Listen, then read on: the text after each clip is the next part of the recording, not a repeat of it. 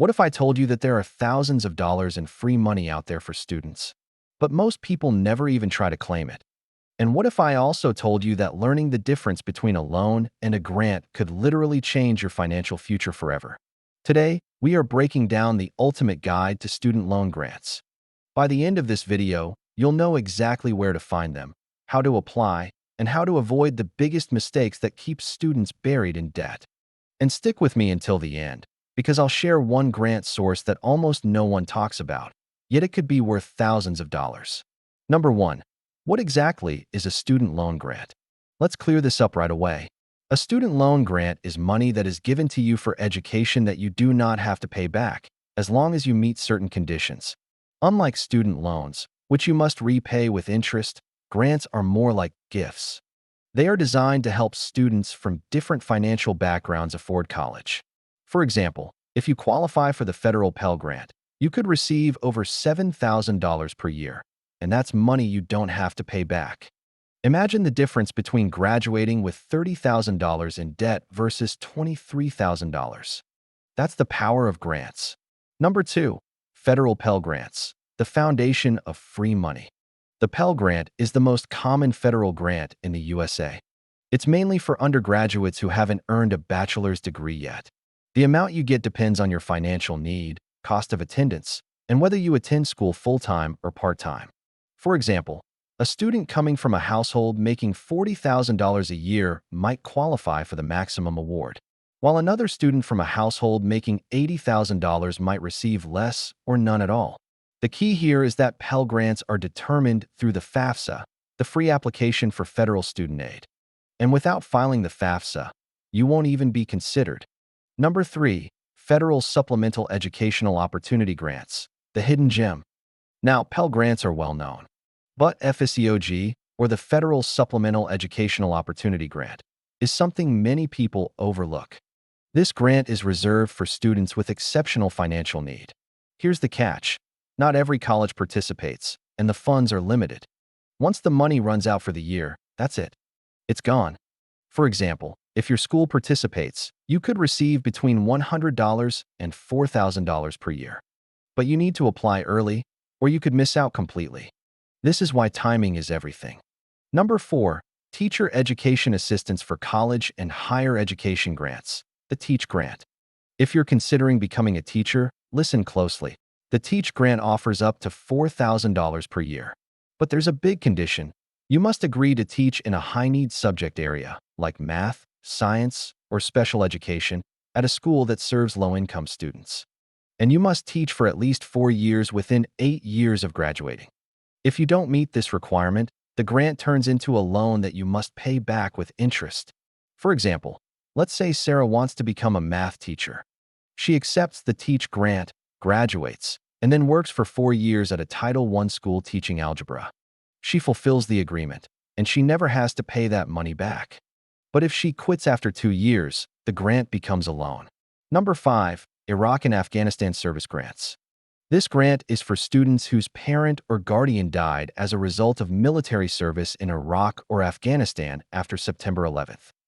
For example, if your parents served and passed away under these circumstances, and you meet the other requirements, you could receive the same amount as a Pell Grant, even if your family's income is too high to qualify for Pell.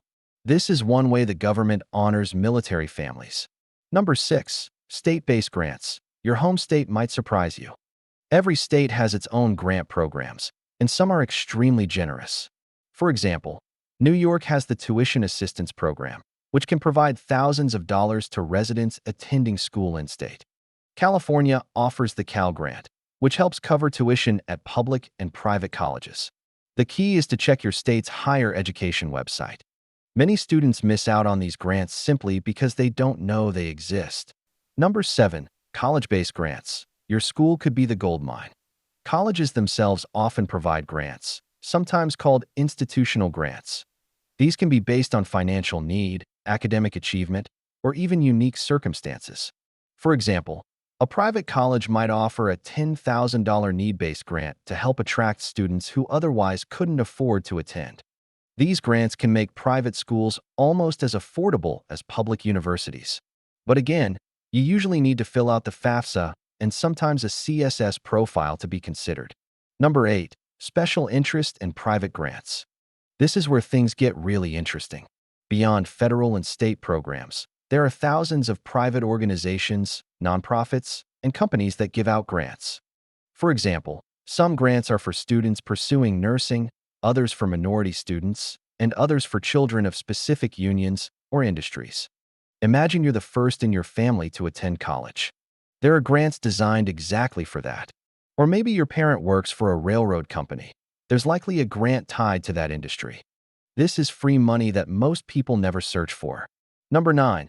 How to actually apply for these grants. So how do you get started? Step 1 is always the FAFSA. This is the gateway to most grants. Without it, you're shutting the door on almost all opportunities. Second, check your state's application process. Some states use the FAFSA alone, while others require an additional form. Third, research your college's financial aid office. Ask them about institutional grants. And finally, use websites like FastWeb or scholarships.com to search for private grants.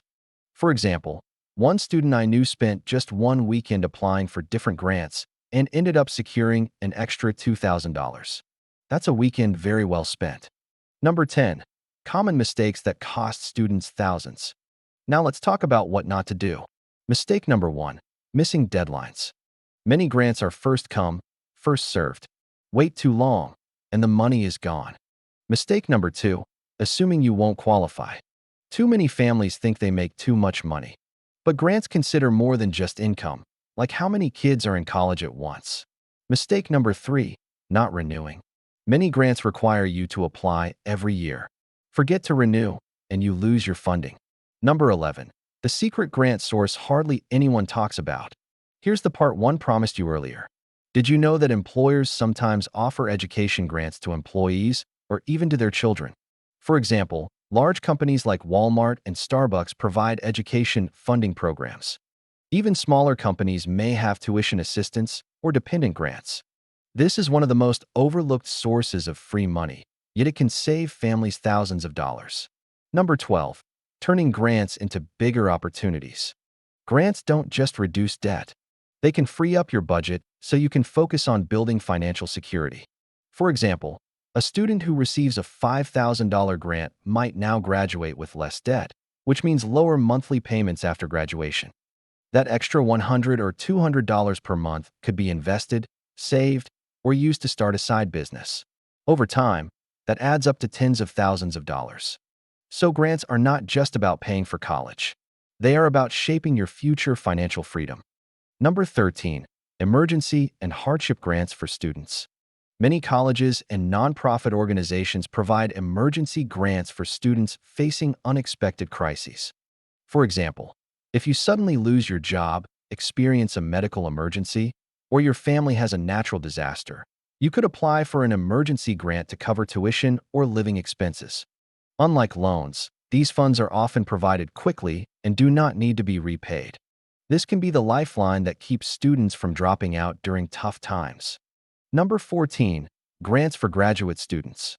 While most people think grants are only for undergraduates, graduate students can also qualify. For example, the federal Teach Grant can extend into graduate-level programs for those pursuing teaching degrees. There are also private foundations and professional associations that award grants to graduate students studying fields like law, medicine, or engineering.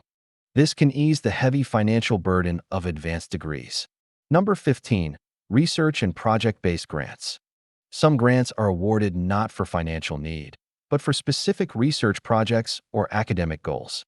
For example, a science student might receive a grant to fund a summer research project in a biology lab. Or a journalism student might get a grant to cover travel costs for an investigative reporting project. These grants are powerful because they not only cover costs, but also help you build career experience. Number 16. Grants for minority and underrepresented students. Many organizations provide grants specifically to support diversity in higher education. For example, the Hispanic Scholarship Fund and United Negro College Fund offer grants to students of Latino and African American backgrounds. There are also grants for Native American students, women in STEM, and first-generation college students. These programs aim to level the playing field and open doors for communities that have historically faced barriers to higher education. Number 17. International student grants. Even if you're not a USA citizen, there are grants available for international students studying in the USA. For example, some universities set aside funds to attract talented students from abroad. Additionally, organizations like the Fulbright program provide grants for international exchange. This means even students coming from other countries have opportunities to reduce their costs. Number 18. Disability-related grants. Students with disabilities may qualify for special grants to support their education. For example, the National Federation of the Blind offers grants and scholarships for visually impaired students. Other organizations provide grants to students with learning disabilities, physical disabilities, or chronic health conditions. These grants can help cover not just tuition, but also adaptive technology or accessibility services. We've covered federal, state, school-based, and private grants. We've talked about how to apply, the mistakes to avoid, and even the secret employer-based grants. Grants are out there waiting for you. The only question is, will you take action and claim them? Now, here's what I'd love to know from you. If you were to get a grant tomorrow that covered one full year of your tuition, what would that mean for your life?